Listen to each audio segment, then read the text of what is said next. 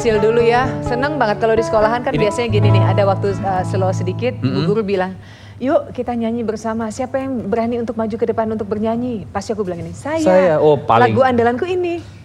Ini kan lagunya gini nih. Apa? Tik tik tik bunyi hujan di atas genting. Kayaknya gitu dari dulu ya. Itu aja bisa.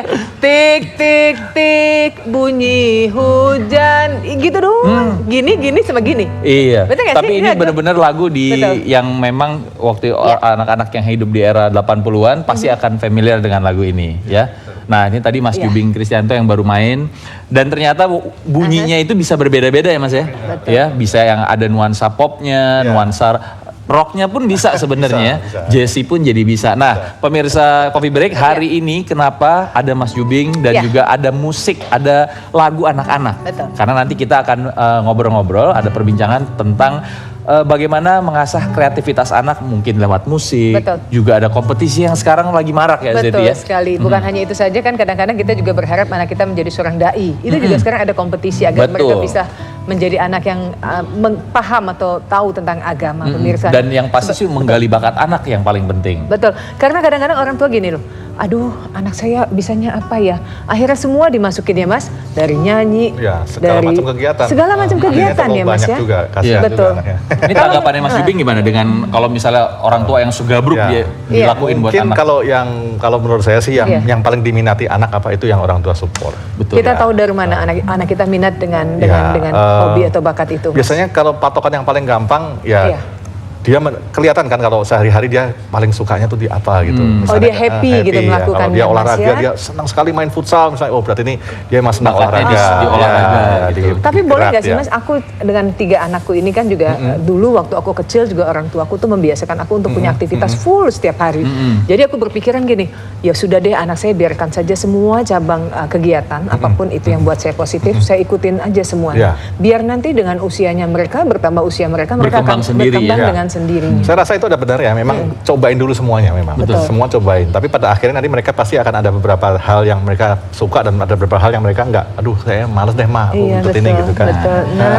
Mas Jubing ini tadi bicara memang dari sisi dia adalah seorang musisi dan juga pencipta lagu yang anak berapa Mas? Belum ada saya kebetulan. Belum ada. Makanya dia main gitar terus supaya main lagu anak-anak tuh ya supaya nanti cepet-cepet punya anak. Insya Allah. Untuk ngomongin ini kita juga nggak bisa sendirian aja. Betul, atau kita berdua saja mendiskusikan, rasanya kita harus bicara dari sisi psikologisnya anak-anak ini. Betul. Kita akan ngobrol dengan Mbak Lita Gading. Kita undang dulu Mbak Lita. Apa kabar Mbak Lita?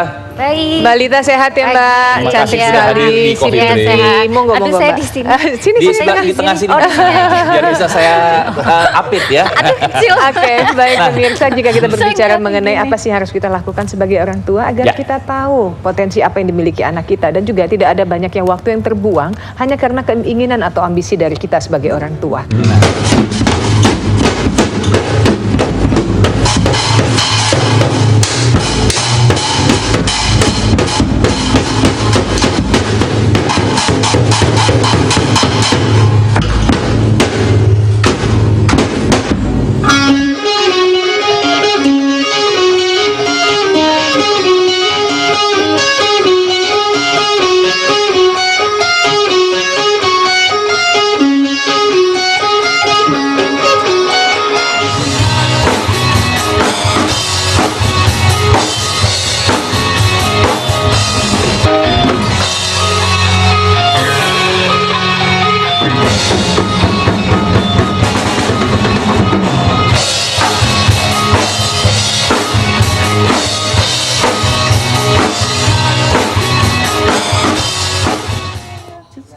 Iya, terima kasih pemirsa, melanjutkan kembali. Biarkan Harvey ini ambisi dia waktu masih kecil, pengen sekali menjadi penyanyi, tapi kasihan nggak dapet nggak kesampaian. Karena bakat saya nggak dilihat sama orang tua waktu itu, belum sempet. Zaman dulu kan waktu kita masih kecil ya, kayaknya mau jadi penyanyi, mau jadi musisi tuh ditahan-tahan. Enggak, soalnya kamu waktu masih kecil dulu orang itu kepo banget.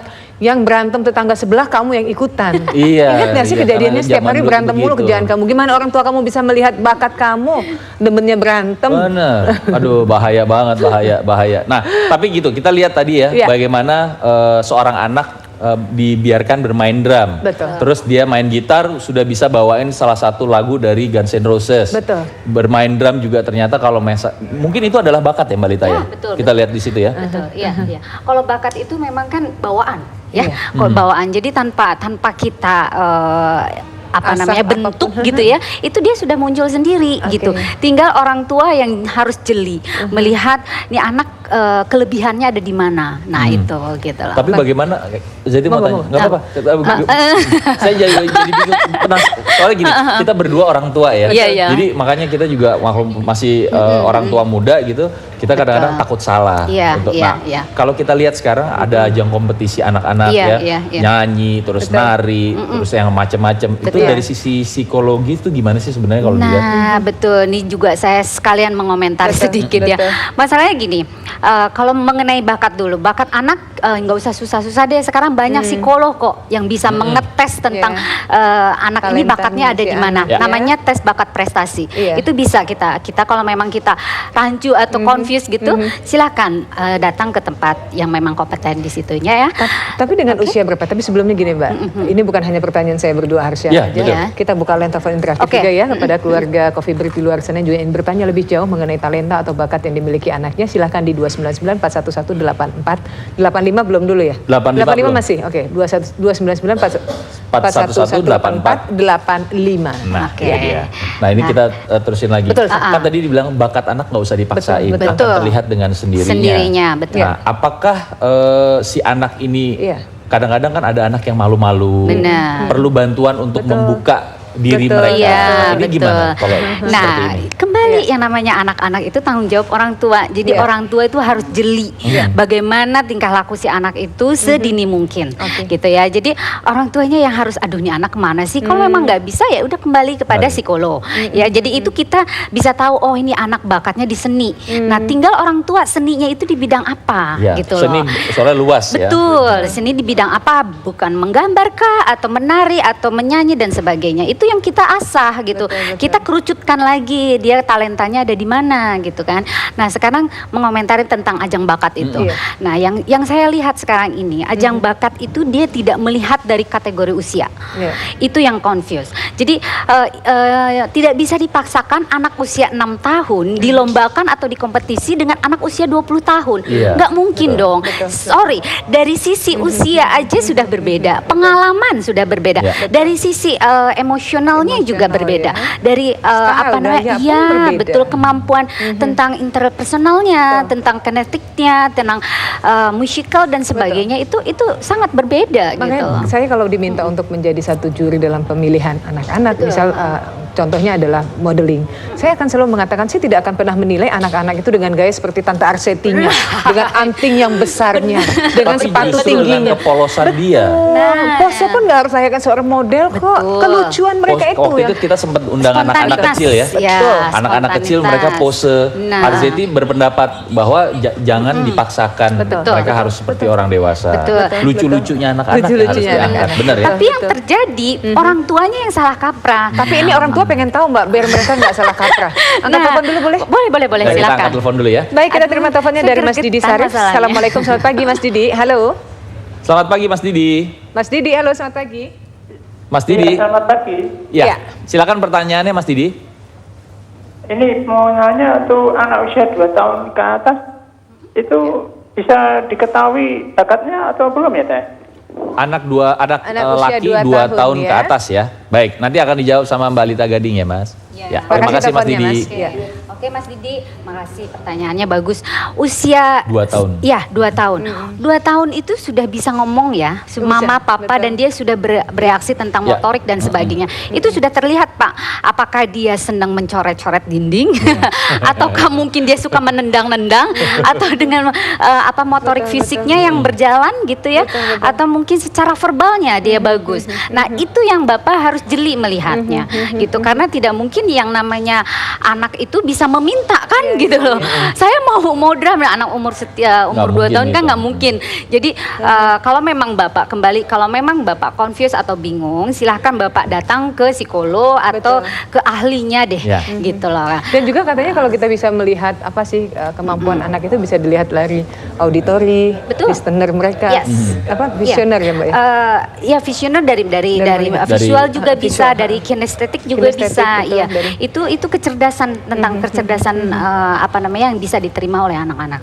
Ya, karena tapi kalau berhubungan dengan otak sebelah kiri dan otak sebelah kanan juga ya Mbak. Betulnya. Makanya itu dengan tadi perlombaan itu kita tidak bisa menyamaratakan antara anak-anak dan dewasa. Nah itu dia kembali lagi gini Mbak, lomba. Apakah kita sebagai orang tua itu memiliki apa ya?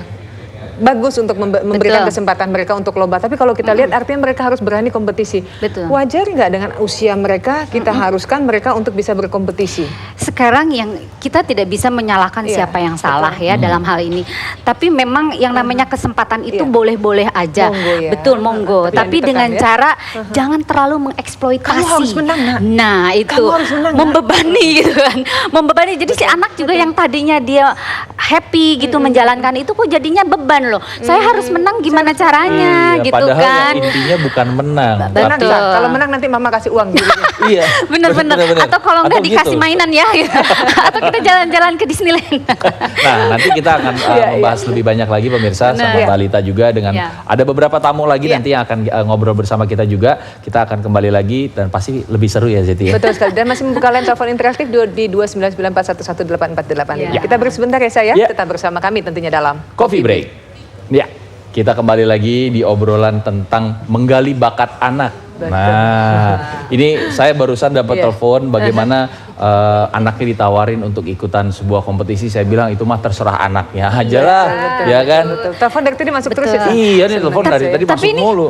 Boleh nggak saya nambahin catatan sebagai seorang ibu ya? Jadi kalau mau ikutan lomba itu harus dulu di istilahnya di muatan mentalnya si anak. Jadi nanti pada saat lomba nanti akan terjadi begini. Jadi dia sudah siap. Oh, jadi kita memberikan pengarahan dulu kepada mereka. Betul. Jadi nanti jam apa namanya jam lombanya itu panjang. Nanti jam latihannya itu segini. Kamu mampu nggak nak? Gitu. Jadi karena si anak itu kan nggak ngerti. Ada komunikasi. Betul. Jadi nanti tuh akan seperti ini loh. Nah, makanya si ibu yang harus aktif bicara dengan panitia gitu. Apa aja sih yang akan ditayangkan? Nanti apa aja sih persiapan yang harus kita munculkan dan sebagainya gitu ya. Betul. Gitu ya. Jadi itu disiapkan mental si anak itu. Jadi supaya si anak berpikir bahwa jam segini nanti aku nggak sekolah dong mah, gitu kan? Atau nanti gimana dong mah kalau kayak begini nanti aku kecapean. Gak apa-apa kalau mama yang ngurus, kalau mama yang nyuruh nggak sekolah nggak apa-apa. Tapi kalau mama itu ibunya diktator banget. Nah itu dia. Terkadang sekarang itu memang kejadiannya seperti itu. Yang mau eksis itu bukan anaknya malah orang tuanya, terutama ibu ya. Dia pengen kebanggaan muncul di TV gitu loh, bahwa anak saya sudah jadi artis gitu kan. Padahal baru nongol di TV sekali gitu. Iya. Malah artisan ibunya Mbak. Betul. Tapi sebetulnya boleh-boleh aja. Silahkan. Tidak ada yang namanya melarang untuk orang bisa mengeksplor bakatnya ya. Apalagi dia sampai berprestasi, menang dan sebagainya itu kan alhamdulillah gitu ya. Tapi ya itu tadi kembali lihat dari kategori usia. Gitu loh. Kalau kategori usia pun ya mungkin kita kembali kepada broadcast yang menyelenggarakan itu tolong diperhatikan itu gitu. Karena nanti suatu saat pasti akan ada protes dari Komnas Anak atau dari apa itu eksploitasi nantinya gitu seperti itu. Kita mau angkat telepon dulu. Ada Bapak Abdul Karim ya, Bapak Abdul Karim ini di Bekasi kalau nggak salah ya. Baik. Halo Pak Abdul Karim, selamat pagi. Selamat pagi Pak. Iya, pertanyaannya apa Pak Abdul Karim? Begini Pak, saya itu kan punya anak perempuan itu Pak ya, umur 2 tahun. Iya. Nah tapi itu lasak banget gitu loh. Jadi saya kadang-kadang ya pengen menyalur, dia aktif banget. Perempuan lagi Pak? Laki Jadi perempuan. saya kira-kira gimana itu ya masalahnya kan itu anak perempuan untuk penyaluran minat atau bakatnya kira-kira gimana itu. Baik. Terima kasih Pak Abdul Karim, nanti kita jawab ya. Oke. Dia anaknya perempuan, terlalu aktif banget. Mungkin diajakin main masak-masakan, ya, diajarin beresin rumah. Salah satunya mungkin itu juga ya. Betul. Jadi segala sesuatu. Boleh saya jawab langsung? Boleh, silakan. Oke. Ya, jadi Bapak kembali ke orang tua. Jadi harus melihat apa aja sih kira-kira keaktifan si anak ini, ya kan? Mungkin aja dia suka masak-masakan yang tadi dibilang, atau mungkin dia menyanyi atau apa. Jadi fasilitas yang ada di rumah pun disiapkan. Ya, jadi supaya kalau umpamanya dia suka jadi dokter-dokteran kan ada begitu ya. Kan ada mainan-mainan yang sekarang itu memang simple ya, yang berhubungan dengan profesi, gitu, dengan segala macam. Itu semua dibeli deh Pak, gitu, untuk yang sesuai dengan ini. Jadi tinggal nanti dia memilih. Seperti itu. Sebenarnya memang ya, apapun itu harus kita bisa berikan kepada anak dengan kita kasih pilihan. Betul. Karena kita juga nggak bisa maksain bener-bener, kamu harus bisa main gitar, kamu harus bisa main bola gitu. Kayaknya galak banget gitu. Tapi kan sebagai orang tua kita juga harus membedakan antara bakat anak-anak laki-laki dan anak perempuan. Mungkin nggak sih Mbak, kalau aku punya anak perempuan 1, anak laki 2. Aku selalu bilang ke Gendis, sayang, kamu jangan main bola nak, yuk kita main masak-masakan, yuk kita beberes kamar, biar kakak yang main bola gitu. Main bola adalah hobinya anak laki. Boleh nggak sih Mbak aku membedakan hobi atau bakat seperti itu Mbak? Sebetulnya boleh, tapi lihat dari usia dulu, ya dari usia. Jadi kalau umpama masih kecil-kecil masih nggak terlalu harus terlalu kita nggak boleh begini nanti pada saatnya tiba itu dia akan tahu kok, gitu ya. Karena segala jenis permainan itu bagus, laki-laki maupun perempuan. Iya, betul. Yang penting dia mengolah dia punya bagaimana kebersamaan, itu yang dipentingkan. Kebersamaan kalau untuk usia yang segitu ya, sekitar balita dan sebagainya, itu dipentingkan tuh kebersamaan, komunikasi, bagaimana dia relationship terhadap teman-temannya, berbagi dan sebagainya. Itu yang dipentingkan. Itu salah satu tips juga Mbak. Ada tips lainnya mungkin Mbak? Tips lainnya banyak sekali. Jadi memang kembali kepada karakter anak. Kalau karakter anak itu memang introvert atau ekstrovert, itu juga kita harus jeli, gitu loh. Kalau anak umpamanya pendiam aja, jangan disuruh-suruh orang yang harus cekakakan atau cekik. Dibiarin aja. Nah itu kan kasihan gitu loh. Jadi dia stres sendiri. Kok aku begini, aku nggak bisa ngomong begini. Kok aku harus ngomong begini ya, gitu. Si mama kok nggak adil banget sih sama aku. Kan gitu, kasihan. Ini ada hubungannya juga semua dengan bagaimana di kompetisi ini anak-anak lagu-lagunya juga sudah bergeser. Dari yang zaman dulu ada trio Kwek-Kwek, ada Bondan dulu Prakoso nyanyi yang si lumba-lumba yang gitu kan. Terus bermain bola. Tapi kalau sekarang gini, berapa Twittermu, Facebookmu apa? Itu sekarang ada Cowboy Junior dan segala macam. Nah, kita juga akan mengundang seorang pengamat musik. Ini sudah terkenal sampai seantero dunia ya. Kita mengundang Denny Sakri. Denny Sakri. Pak Denny, apa kabar Pak Denny? Baik. Sehat Ini teman lama di radio soalnya. Saya kayaknya harusnya bangun deh, Nah, biarin bosnya duduk. Nah, jadi gini, nanti kita akan ngobrol sama Mas Denny Sakri soal bagaimana perubahan gaya musik anak-anak zaman era 90-an sampai sekarang ya Mas Denny ya. Nah, kita akan ini pakarnya. Ini pakar anak juga. Ini pakar anak, ini pakar musik. Kita jadiin satu aja biar gimana seru ya. Dan nanti kita akan obrolin ini sama Denny Sakri. Buat pemirsa Coffee Break, jangan kemana-mana, tetap bersama kami. Dan tentunya dalam Coffee Break. Mungkin inilah rasanya, rasa suka pada dirinya. Sejak pertama aku bertanya, Facebookmu apa, nomor